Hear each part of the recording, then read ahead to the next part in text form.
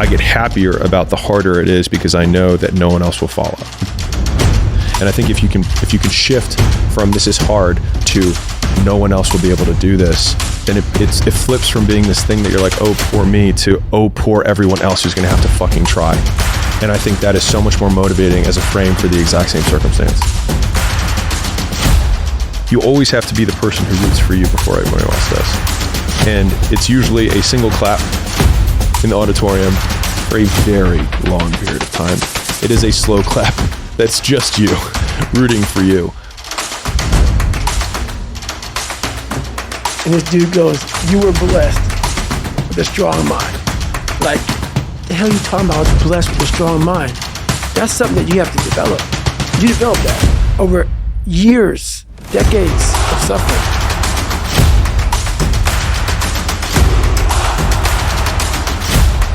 I was unhappy with the reality of what was around me. You know, the tough parents and the lack of food, and others had steaks. We didn't have the money for that. So everywhere I looked.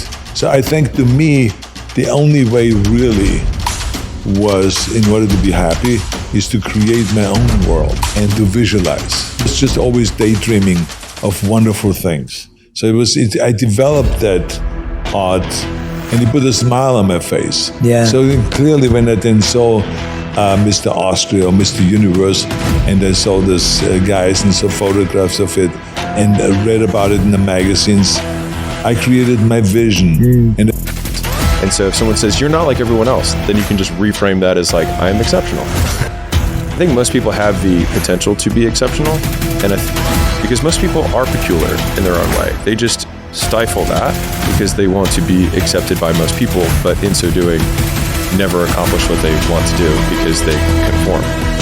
And so, like, if there's probably a lot of things about the world or even your world around you that you're like, this never made sense to me, but then you do it anyways.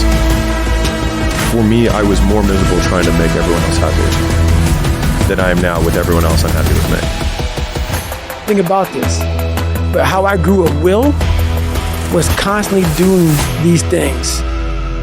When something sucks so bad in life, very few people want to go back. They're happy they graduated.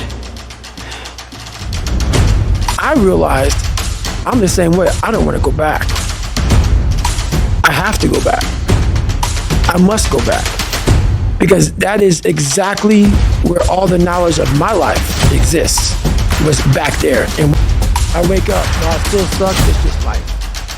You don't sit back and go, I have days I don't want to do it, but I know I'm going to do it.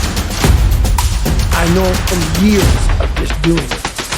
So that's beautiful, and this is why I came on here with you today. And I'm glad you're talking about this, because human beings need to hear this.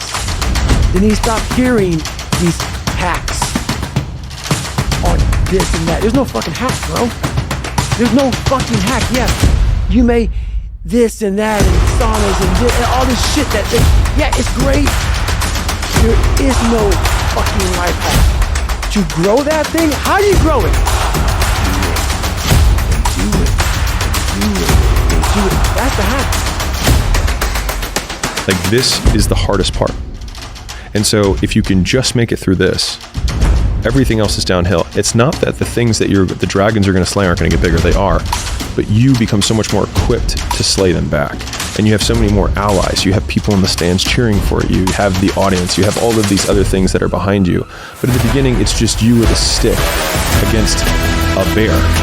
And arguably, that fight is a harder fight to win than beating a dragon when you have a nuclear bomb and 6 nations behind you. So much at the beginning is literally burning the one thing you have, which is time, because you have no leverage. You don't have the money to pay other people to help you. You don't have the resources to go, like, get someone to no one can learn it for you. It's like there's a lot of things that you care about a lot. Like, no one can work out for you. It doesn't matter how much money you have. No one can learn skills for you.